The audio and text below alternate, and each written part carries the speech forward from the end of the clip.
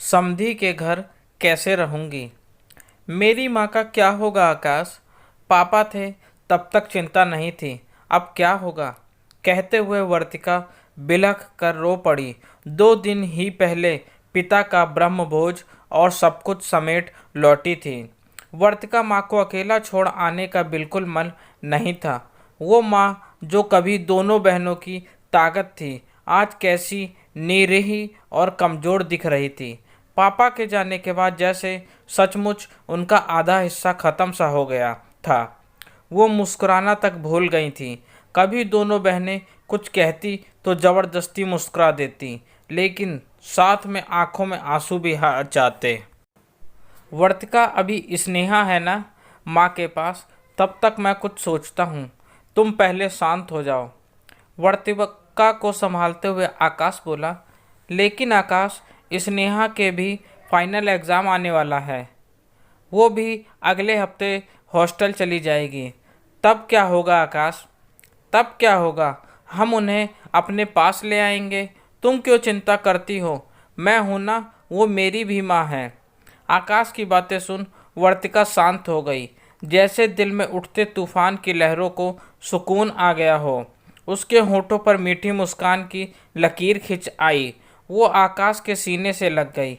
अरे बहू, नाश्ता मिलेगा आज की नहीं क्या? कहें आज कल के बच्चों को नाश्ता बनाकर कमरे में चली गई। कहो तो मैं खुद ही ले लूं? नहीं माँ, बस आई, सब कुछ तैयार है, आप बैठिए तो। डाइनिंग टेबल पर बैठते हुए प्रमिला जी की नज़र वर्तिका के चेहरे पर गई। बहू, क्या बात है?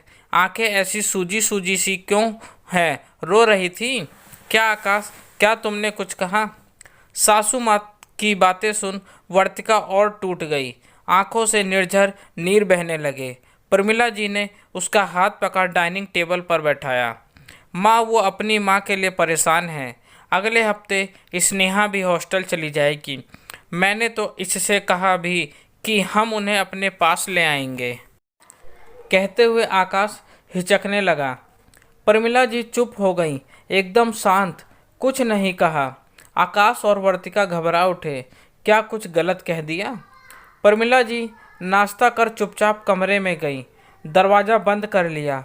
कुछ आधे घंटे बाद दरवाज़ा खुला तो वो तैयार खड़ी थी। आकाश, गाड़ी निकालो और बहू तुम भी साथ चलो, हम तुम्हारे माँ को साथ लेकर आएंगे, कहते हुए मुस्कुराने लगी।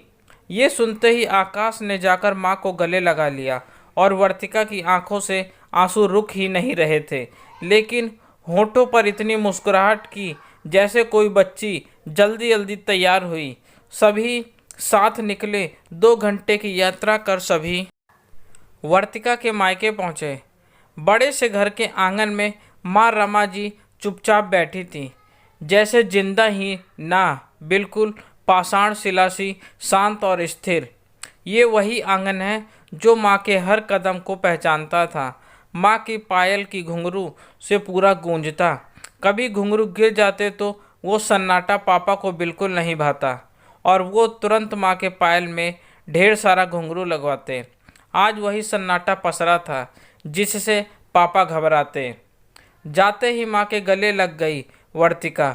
रमा जी ने समधन को देखा, जैसे इतने दिनों की तंत्रता टूटी। भाग भाग कर उनके आव भगत में लग गईं। क्या बना दें, क्या खिला दें, कहाँ बिठा लें, इसके लिए हैरान परेशान हो गई। प्रमिला जी ने उनका हाथ थाम अपने पास बैठा लिया। अब आप यहाँ बैठिए, ये आव भगत आप रोज कर लीजिएगा। आप हमारे साथ मेरे घर जा रही हैं, अपनी बेटी और बेटे के घर, अपनी सहेली के घर। वर्तिका ने माँ को सब बताया। वो लोग उन्हें लेने आए हैं। रमा जी घबरा उठी, आंखों से आंसू बह निकले। नहीं, कैसे मैं दामाद के घर जाकर रहूं? कैसे अपने समधी के घर रहूं? लोग क्या कहेंगे? नहीं नहीं, मैं यहीं रह लूँगी, आप लोग परेशान ना हों, कहते हुए हाथ जोड़ खड़ी हो गई। प्रमिला जी भी खड़ी हो गई। ठीक है, तब मैं आपकी बेटी को आपके पास छोड़ जाती हूँ। आपकी बेटी आपका ख्याल रखेंगी और मेरा बेटा मेरा। मैं वर्तिका को रोज़ रोते हुए नहीं देख सकती।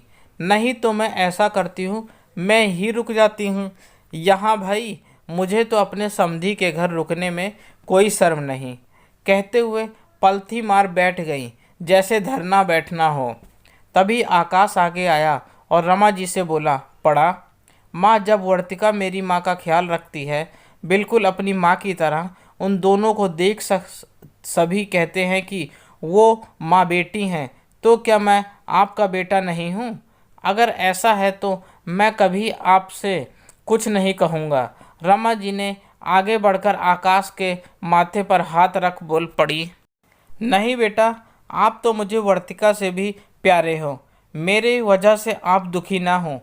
परमिला जी फिर उछाल कर खड़ी हो गई और बच्चों जैसी चहकते हुए बोल पड़ी, रमा जी चलिए, एक सौदा करते हैं, आप हमारे साथ चलिए, कुछ दिन वहाँ रहेंगे, फिर हम दोनों जब इन दोनों से उब जाएंगे इकट्ठे यहाँ आ जाएंगे, यहाँ अकेले मस्ती मारेंगे, फिर कुछ दिनों बाद आकाश और वर्तिका के पास।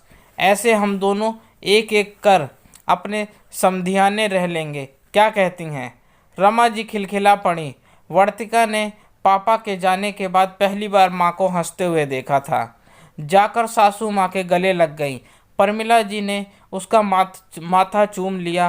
पगली, क्यों रो रही है? मुझे भी तो मेरी सखी मिल गई जिसके सहारे हम दोनों अपना जीवन काट लेंगे, और फिर तुम जैसे प्यारे बच्चे हैं हमारे पास। रात के समय कितने दिनों बाद उस घर के आंगन ने भी अपनी खुशियाँ वापस पाई थी। पता था कि कल से वो सूना हो जाएगा, लेकिन इस उम्मीद में कि अब कुछ कुछ दिनों में ऐसी खुशियों में उसका आंचल महकता रहेगा। दोस्तों, आपको मेरी यह कहानी कैसी लगी? प्लीज़ कमेंट करके ज़रूर बताएं और मुझे सब्सक्राइब भी करें। आपका अपना दोस्त, धन्यवाद।